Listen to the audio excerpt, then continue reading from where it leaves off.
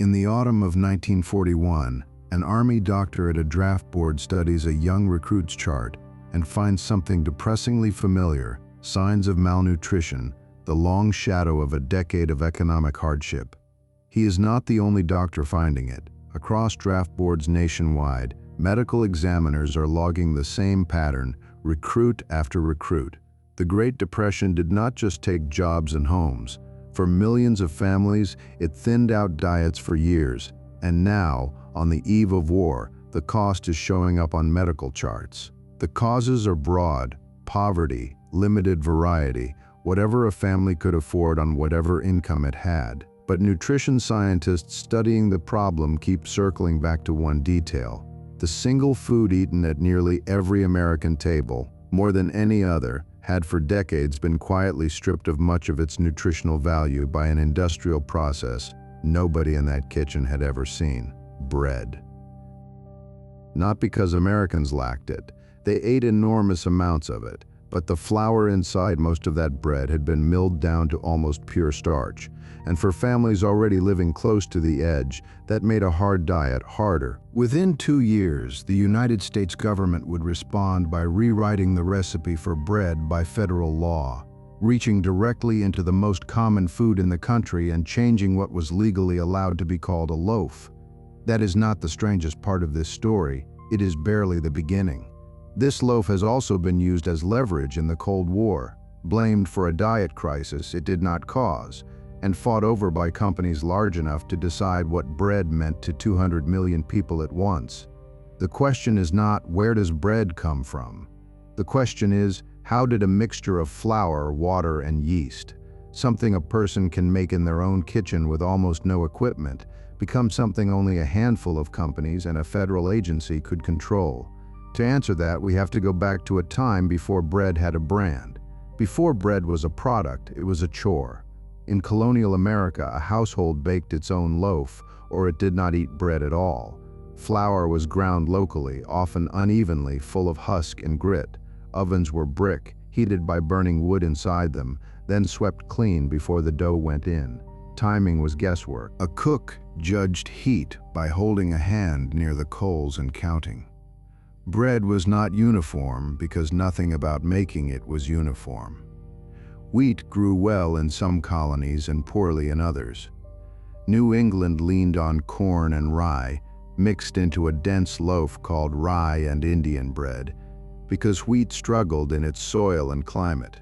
The mid-Atlantic colonies, Pennsylvania, Maryland, Virginia, had better wheat land, and it showed.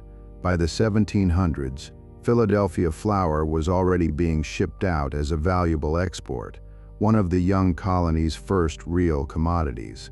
Picture the scene. A dock worker in Philadelphia loads barrels of flour onto a ship bound for the Caribbean.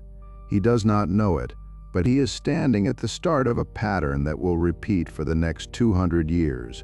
Wheat grown in America, sent somewhere else, and the terms of that trade decided by people far from the field.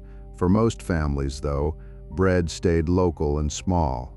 A wife or a hired cook mixed dough by hand. Yeast came from a saved piece of the last batch, or from a starter kept alive on a shelf.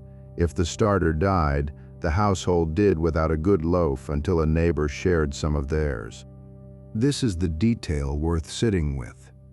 For most of American history, a loaf of bread depended on relationships. You borrowed yeast, you shared an oven, because not every home had one.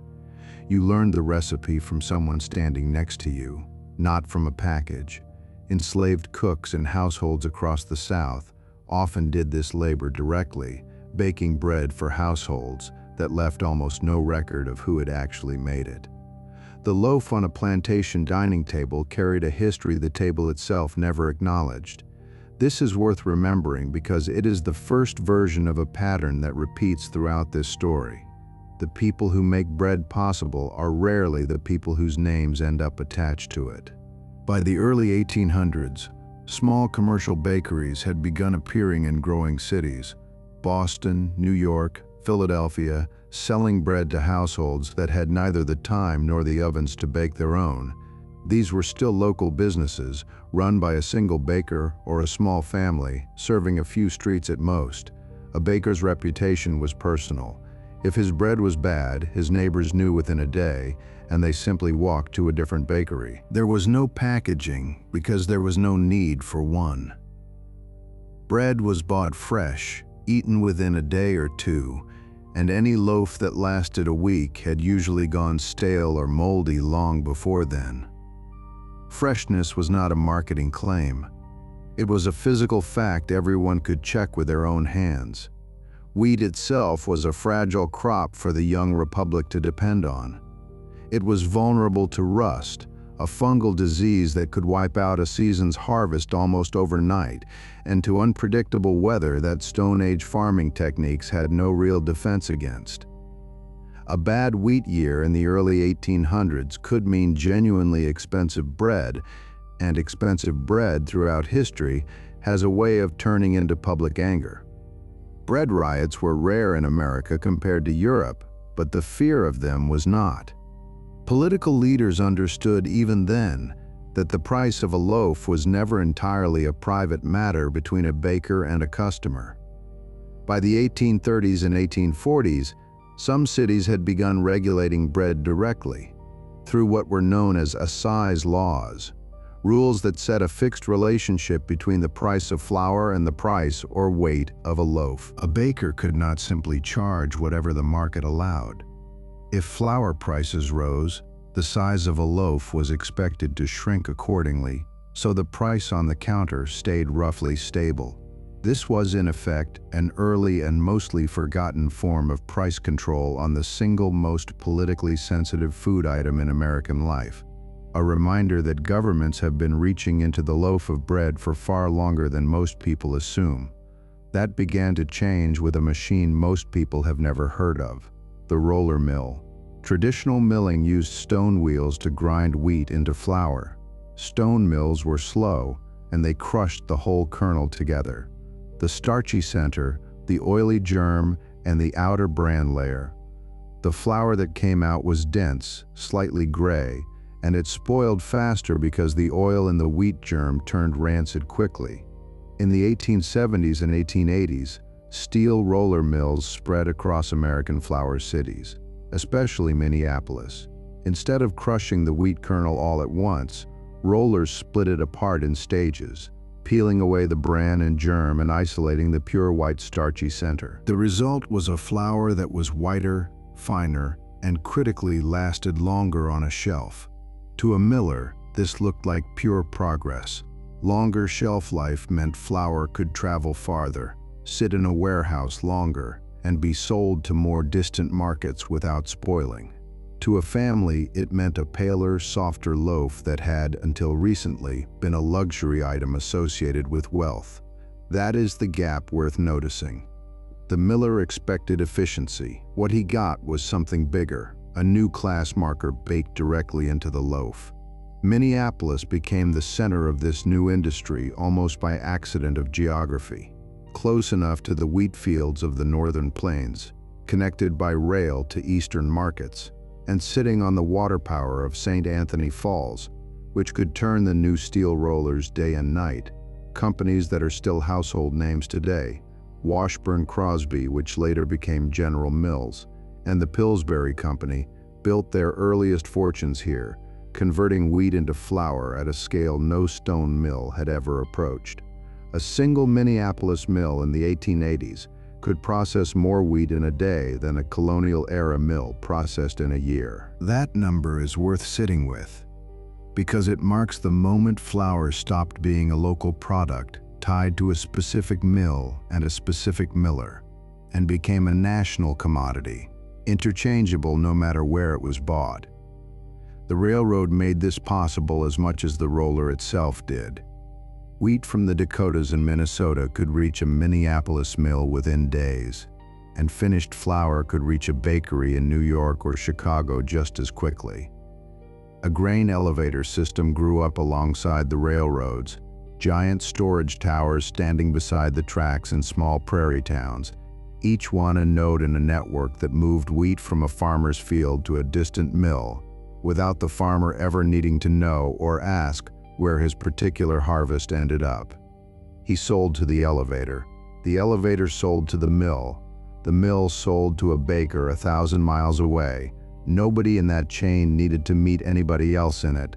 For centuries, white bread had signaled status. Dark, coarse bread, full of bran, uneven, cheap to produce, was food for the poor. White bread required wheat with less bran, more processing, more waste. It cost more, it looked cleaner. In a world before germ theory was fully understood, clean and pure were words people reached for instinctively when they saw white flour. Even though no one could yet explain why, roller milling made that luxury loaf cheap enough for almost everyone. By the early 1900s, white bread was no longer a rich man's food. It was becoming the American default, and a food that had once meant privilege now meant something else: modernity. Advertisements from this period leaned hard into that idea. Bread companies sold white loaves as scientific, sanitary, up-to-date, a contrast to the old-fashioned, coarser bread associated with immigrant communities and rural poverty. A loaf of bread had quietly become a way to signal which America you belonged to, the new industrial one or the old agrarian one. Flour milling companies leaned into this directly. Brand names like Gold Medal and Pillsbury's Best were built, in part, on the promise of purity. White flour marketed almost like a pharmaceutical product, tested, graded, guaranteed uniform. Cookbooks and household magazines of the era reinforced the same message. A good homemaker used white flour because white flour meant she cared enough about her family to buy the modern, clean choice instead of the cheaper, coarser alternative. None of this happened by accident. It happened because milling companies had, for the first time, the production capacity to sell a truly national product, and national products need a story people can believe in every kitchen, in every state, at the same time. Immigration added another layer to this story. Waves of immigrants arriving in American cities in the late 1800s and early 1900s brought their own bread traditions with them. Dense rye loaves from Eastern Europe, hearty peasant breads from Italy and Germany, each one tied closely to a specific regional identity back home. To an established native-born American household, these breads often read as foreign, lower class, even suspect. White, soft, industrially produced bread became, for some households, a way of signaling assimilation, eating American bread instead of the coarse loaf a grandmother had carried across an ocean. Public schools and settlement houses in immigrant neighborhoods sometimes ran cooking classes explicitly aimed at teaching immigrant families to adopt American foodways, and white bread featured prominently in that curriculum.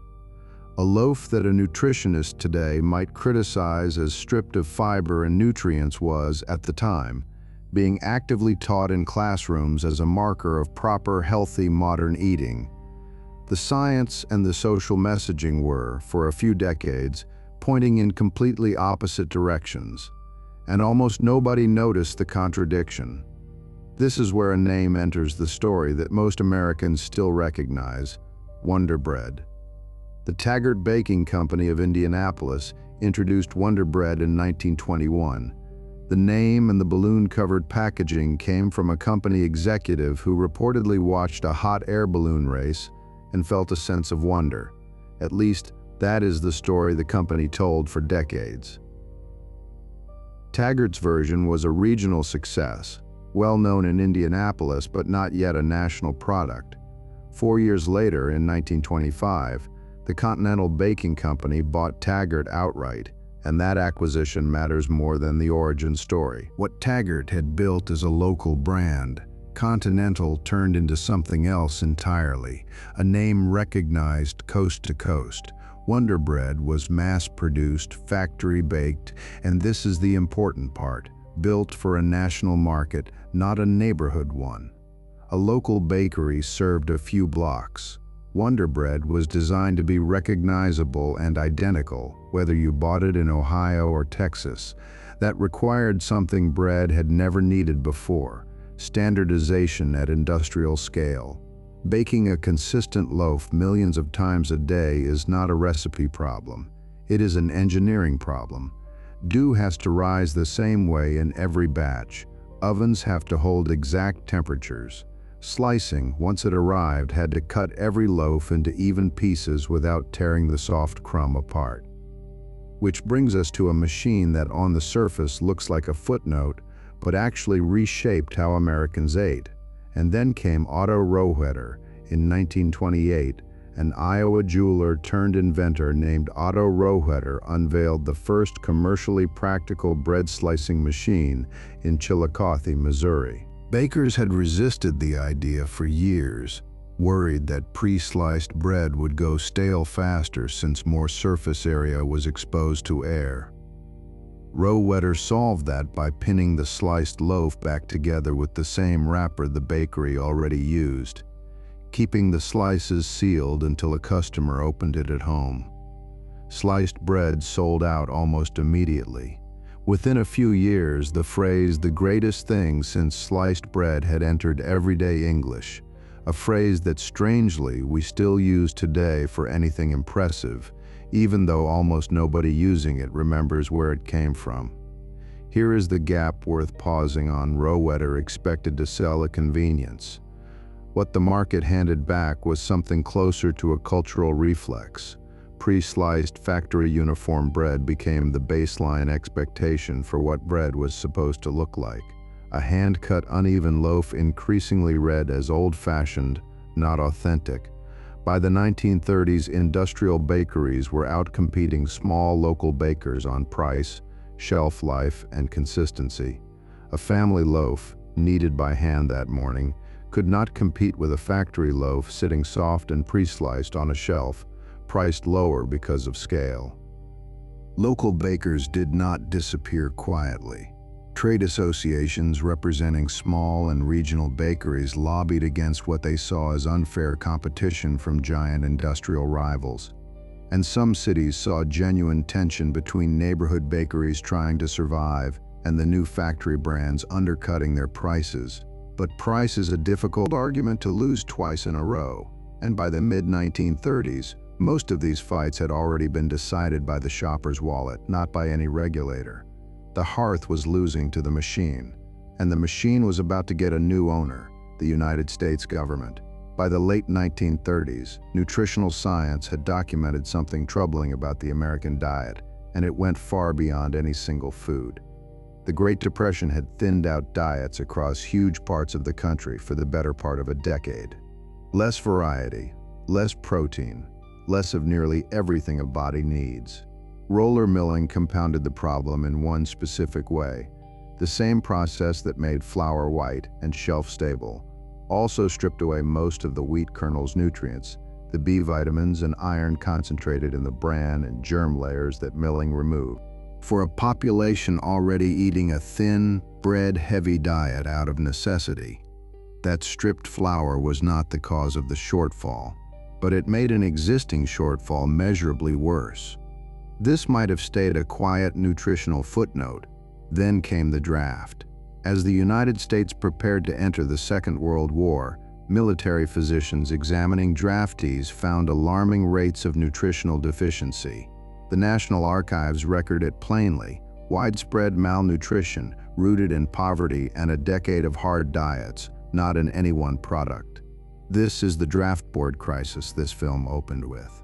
For a government about to send millions of young men into combat, this was not an abstract public health concern.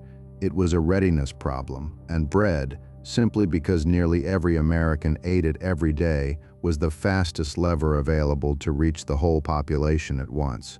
In 1941, in the run-up to American entry into the war, a national nutrition conference convened, and the federal government moved to standardize a fix: flour enrichment. New rules required millers to add back synthetic versions of the vitamins and minerals: thiamine, niacin, riboflavin, iron, later folic acid, that roller milling had stripped out. By 1943, Wartime regulations made enrichment mandatory for bread sold across state lines. Sit with what that means. The federal government had just reached directly into the recipe for the most common food in the country and rewritten it by law. This was not a minor regulatory adjustment. It meant that the flour used by a small bakery in Ohio and the flour used by Continental Baking's largest Wonder Bread plant now had to meet the same federal nutritional formula. Bread had gone from a household craft to a factory product to a legally standardized national commodity, 3 transformations in under half a century. And then in that very same month, Washington reached into the loaf a second time. This time, it overreached, and it would not see the reaction coming. On January 18, 1943, Food Distribution Order No. 1 took effect. It came from the same official who had just overseen the enrichment mandate, Claude R. Wickard, Secretary of Agriculture, doubling as the country's wartime food administrator. This order did not touch what was in the bread. It touched how the bread was sold. Sliced bread, the convenience Rohwedder had spent over a decade perfecting, was now illegal to sell. The official reasoning sounded almost bureaucratic in its modesty. A sliced loaf needed thicker wax paper wrapping to keep from drying out, and wax paper was a wartime material worth conserving. The Office of Price Administration had also just allowed flour prices to rise, and Washington hoped that removing the extra cost of slicing and heavier wrapping would help absorb that increase before it reached the housewife's grocery bill. On paper, it looked like the same kind of quiet, sensible wartime economizing that had just rewritten the nutritional formula of every loaf in the country. It was not received that way. Picture the scene. In kitchens across the country, women who had not sliced a loaf of bread by hand in over a decade were suddenly doing it again, badly, with dull knives meant for the table, not the cutting board. Time magazine reported that to American housewives, the ban felt almost as disruptive as gasoline rationing and considerably more irritating. A New York woman wrote to the Times describing a single frantic breakfast: 10 slices cut for toast, 20 more cut for her children's lunch sandwiches, 22 hurried cuts before anyone had left for work or school. Within days, New York's mayor was on the radio suggesting that bakeries which already owned slicing machines should simply be allowed to keep using them, undercutting the order's own logic before it had run a single month. The gap here is almost comic and worth naming directly because it sits right beside the enrichment story without ever touching it. Wickard expected a small, forgettable conservation measure. What he got was a genuine public uproar over a food most Americans had only owned in sliced form for about 15 years. On March 8, 1943, less than 2 months after it began, the order was quietly rescinded. Wickard's official explanation made no mention of angry letters or radio mayors. He stated simply that the expected savings had not materialized and that the country, it turned out, had enough wax paper after all. Set the 2 stories beside each other, because that is where the real lesson sits. In the same month, from the same desk, the federal government made 2 changes to the same everyday loaf. One rewrote its nutritional formula permanently for every bakery in the country, and Americans barely noticed. The other changed nothing about what was inside the bread at all, and Americans would not stop talking about it. Control over a food supply, it turns out, is not measured by how deep an intervention reaches. It is measured by how visible that intervention is to the person holding the loaf. Enrichment worked by most measures nutritionists still cite today. Rates of certain deficiency-related conditions in the American population dropped sharply in the years following the mandate. It is a rare case in this story where a government intervention into the food supply produced a fairly unambiguous public health benefit, though it is worth noting the fix addressed a problem industrial milling itself had created only a few decades earlier. The government was not correcting nature. It was correcting an earlier round of industrial optimization. Think about the sequence carefully, because it is easy to miss. A machine, the roller mill, created a nutritional gap by removing the bran and germ. Decades passed before anyone connected that gap to a national readiness crisis. Then a second set of machines, flour fortification systems, installed in the same industrial mills, corrected a problem the first machine had caused without anyone needing to slow down or return to the older, less processed way of milling. Industrial food systems, again and again in this story, solve their own side effects by adding another layer of industry on top, rather than by stepping backward. During the war itself, bread became a symbol as much as a food. Government posters urged Americans to eat victory bread, made with a higher percentage of whole wheat flour, framing food choices as a form of patriotic sacrifice, freeing up processed white flour and shipping capacity for the war effort. For a few years, the old-fashioned, less processed loaf briefly became the modern patriotic choice, inverting decades of marketing almost overnight. After the war, that inversion reversed again. Soldiers came home, suburbs expanded, and white, soft, pre-sliced bread returned as the default American loaf, this time carrying a new association: post-war abundance. A full pantry with a soft white loaf on the counter signaled a country that had won the war and could now afford consumer comfort. But the government was not finished shaping the loaf. It was about to shape the wheat behind it. American wheat farms, boosted by wartime demand, mechanization, and new high-yield varieties, were producing more grain than the domestic market could absorb. A country with a wheat surplus and a Cold War to win found a use for both problems at once. In 1954, Congress passed Public Law 480, the Agricultural Trade Development and Assistance Act, better known as Food for Peace. The program sold and donated American agricultural surplus, especially wheat, to food-insecure countries around the world, often on favorable credit terms. On paper, this was humanitarian policy. On the ground, it was also foreign policy.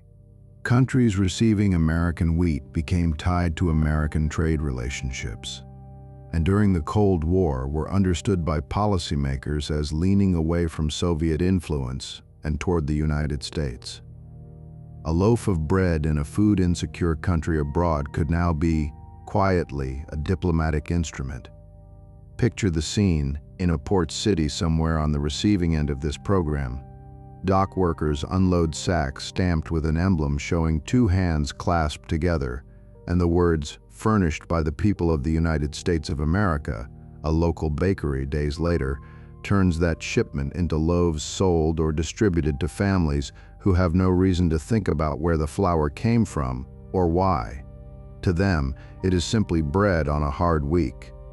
To the officials who designed the shipment, it was also a message addressed less to the family eating the bread than to that country's government, about which side of a global rivalry it might be wise to stand on. The gap here is worth naming directly. Farmers expected a market for their surplus. The government expected a tool for containment policy. What both got was a bread supply chain that now stretched from a wheat field in Kansas to a bakery in Bogota or Seoul or Warsaw, a supply chain most eaters in America or abroad never saw and were never meant to see. There was a domestic side to this policy too, one that rarely makes it into the textbook version of the story. American wheat surplus redirected abroad through Food for Peace also helped stabilize domestic wheat prices at home, protecting American farmers from the kind of price collapse that a true surplus would otherwise cause. A humanitarian shipment landing in a food-insecure port overseas and a stable grain price on a Kansas farm were, financially, the same transaction viewed from two different ends. By the 1950s and 1960s, American bread was no longer just a food product. It was infrastructure. A handful of large baking companies, Continental Baking, which owned Wonder Bread, International Multifoods, American Bakeries, controlled national distribution networks. Getting a loaf from a factory to a shelf required trucking fleets, regional depots, and shelf space contracts with the growing supermarket chains that were replacing neighborhood grocers. This is where the local baker, the same figure who had survived roller milling and pre-sliced competition, largely disappeared from American cities. A small bakery could produce a good loaf. It could not produce a national trucking network, a wax paper wrapping line, or a marketing budget that put a jingle on the radio in 40 states at once. The baking process itself changed too, in ways invisible to a shopper, but decisive for a factory owner. Continuous mixing systems developed and refined through the 1950s replaced the older method of letting dough rise in bulk over several hours. Continuous mixers combined ingredients and produced finished dough in minutes rather than hours, cutting fermentation time dramatically and allowing a single factory to output enormous volumes of bread on a tight, predictable schedule. This came with a trade-off few consumers were told about directly.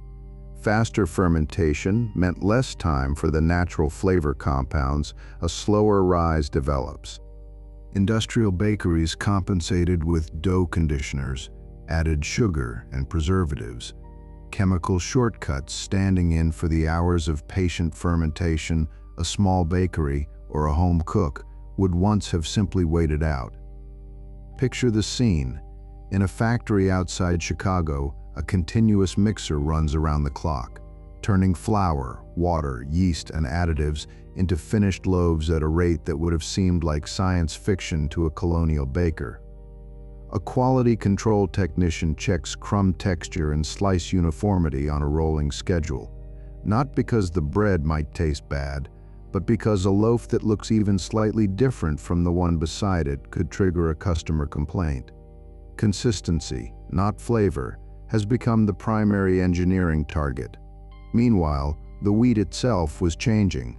American agricultural science, building on decades of plant breeding research, was developing new high-yield wheat varieties, work connected to what later became known as the Green Revolution, most closely associated with the agronomist Norman Borlaug. These new varieties produced far more grain per acre, resisted disease better, and could be grown with heavy fertilizer inputs that older varieties could not tolerate without collapsing under their own weight. The Green Revolution is usually told as an unambiguous success story. It dramatically increased global grain yields and is widely credited with preventing famines that population growth would otherwise have made likely. That part of the story is true, and it matters. But it came with a second, quieter effect. High-yield farming required fertilizer, machinery, and capital, resources that favored large commercial farms over small ones in the United States and abroad.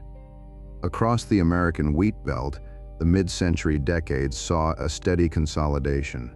Family farms selling out to larger operations, agribusiness corporations gaining more control over seed, fertilizer, and grain trading.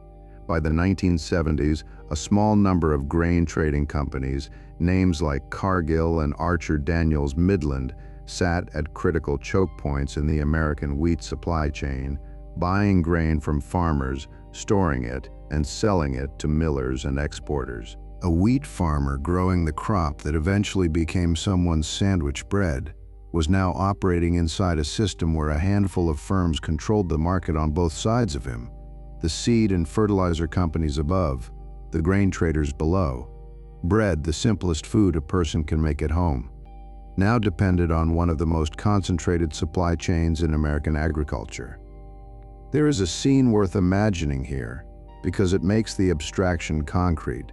In the same year, in the same country, a Kansas farmer signs a contract to sell his wheat harvest to a grain elevator he does not own, at a price set by a trading company he has never visited. A shift supervisor in an Ohio bread factory watches a mixing line that processes more dough in an hour than a colonial bakery produced in a year. A shopper in a suburban supermarket picks up a soft loaf without a second thought, because to her, bread has always looked like this. None of them can see the whole chain. That was in a sense the point of building it this way. A supply chain this large does not need every person inside it to understand it. It only needs each person to do their one part. This concentration created a new kind of vulnerability, one that surfaced clearly in the 1970s. A series of poor Soviet harvests led to a massive, secretive Soviet purchase of American grain in 1972, later nicknamed the Great Grain Robbery, which caught American grain traders and the government off guard, drove domestic wheat and bread prices sharply upward, and showed uncomfortably how directly foreign demand for wheat could reach into an American kitchen and change what a loaf of bread cost. The gap, again, American wheat policy had been built to project power outward, to use surplus grain as leverage abroad. What the Great Grain Robbery revealed was that the same tightly wired global system could just as easily send a shock backward, straight into the price of a loaf on a shelf in Ohio. By the end of this era, American bread had become something almost nobody in 1750 could have imagined, a product shaped simultaneously by federal nutrition law, Cold War foreign policy, agribusiness consolidation, and global grain markets, sold in a wrapper with a cartoon balloon on it, and yet to the person buying it, none of that was visible. That is worth stating plainly, because it is the whole engine of this story. A supply chain does not need to hide itself with secrecy. It only needs to be efficient enough that no single part of it looks suspicious on its own. A grain contract looks like ordinary business. A trucking route looks like ordinary logistics. A federal nutrition rule looks like ordinary public health policy. Only when you place all of them side by side does the shape of the system become visible. Every system this efficient eventually produces people who distrust it.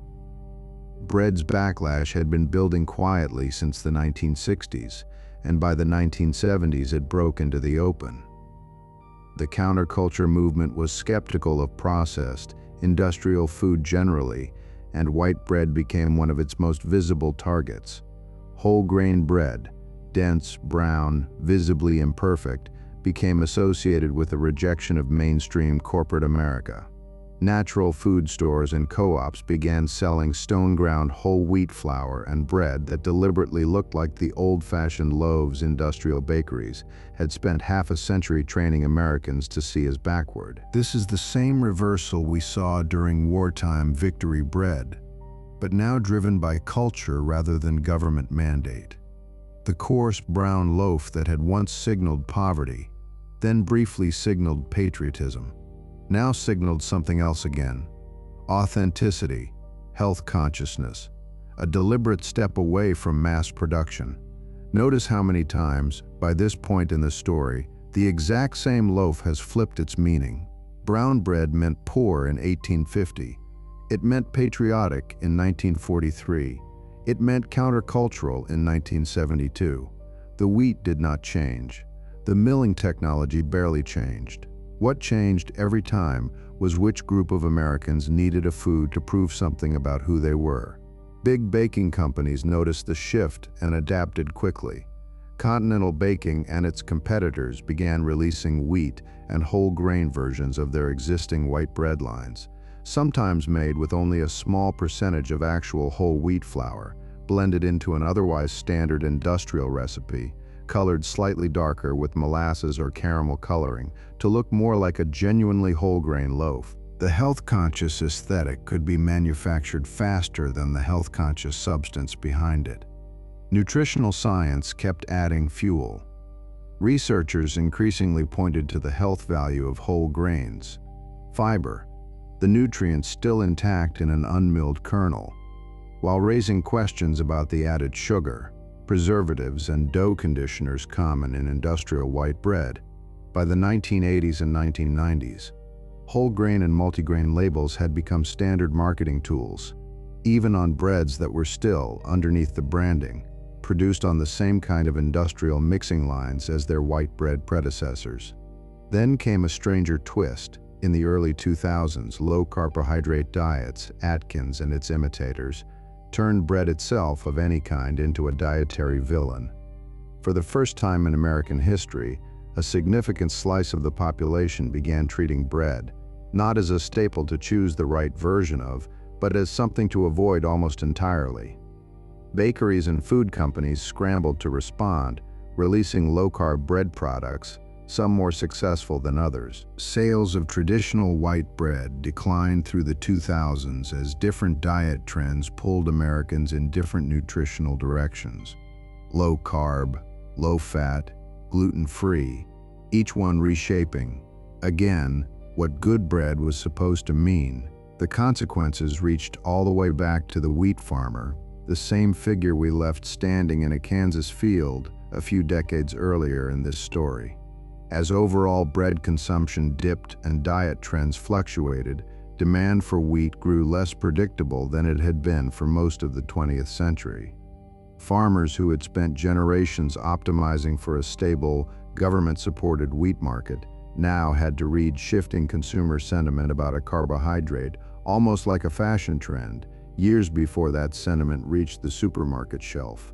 Continental baking itself did not survive this turbulence intact. Through the late 20th century, the company changed hands and names repeatedly, absorbed into Interstate Bakeries Corporation, then renamed Hostess Brands in 2009. Until in November 2012, Hostess Brands filed for bankruptcy and briefly shut down Wonder Bread production entirely, an almost unthinkable outcome for a brand that had once defined what American bread was supposed to look like. It returned to shelves under new ownership the following year, after Flowers Foods purchased the Wonder Bread name, a revival that was itself sold partly on nostalgia, the same balloon logo now marketed as a comforting throwback rather than a symbol of modern progress. There is a real irony sitting inside that collapse. The brand that had spent a century training Americans to associate bread with modern efficiency was ultimately undone, in part by a newer generation of Americans who had come to associate that same efficiency with everything they distrusted about industrial food. The balloon logo that once meant progress had, for a significant portion of shoppers, come to mean the opposite. Gluten-free bread deserves its own beat here, because the gap between expectation and result is unusually sharp. For a small percentage of the population with celiac disease or diagnosed gluten sensitivity, gluten-free bread is a medical necessity. But through the 2010s, gluten-free became a much broader marketing category, adopted by many consumers without a medical diagnosis, based on a general belief that gluten was unhealthy for everyone, a belief nutrition researchers have largely not supported for people without a specific gluten-related condition. A food ingredient that had been part of bread for thousands of years, the very protein that gives dough its structure and chew, briefly became one of the most feared words on an American food label. Food companies responded the way they always had responded to a shift in what Americans feared or desired, by relabeling, reformulating, and remarketing faster than the science underneath the trend could be fully settled. Grocery shelves filled with gluten-free versions of foods that had never contained meaningful amounts of gluten in the first place, sold at a premium simply because the label promised an absence rather than a presence. The loaf itself, once again, mattered less than what buying a particular loaf allowed a shopper to say about their own choices. At the same time, running in the opposite direction, a genuine artisan bread revival took hold in American cities.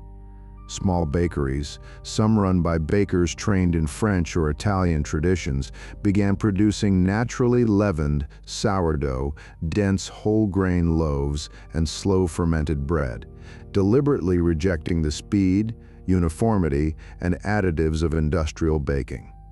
These loaves were expensive, imperfectly shaped, and sold as a premium product, often in the same cities where, a century earlier, factory bread had first outcompeted the neighborhood baker on price.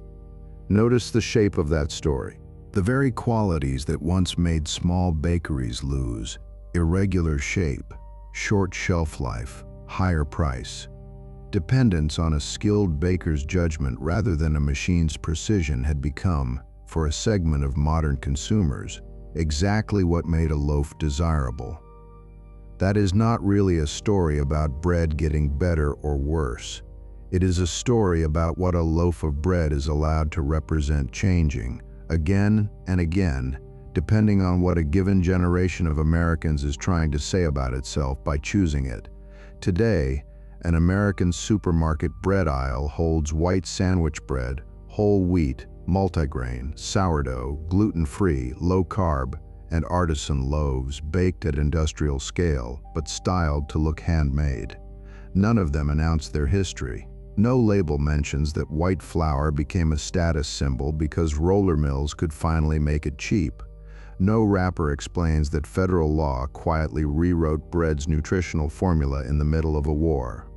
No sticker notes that the wheat inside might have passed through one of a handful of grain trading companies large enough to move global prices. No packaging admits that gluten-free and artisan are, in large part, marketing categories built on top of the same industrial baking infrastructure they claim to reject.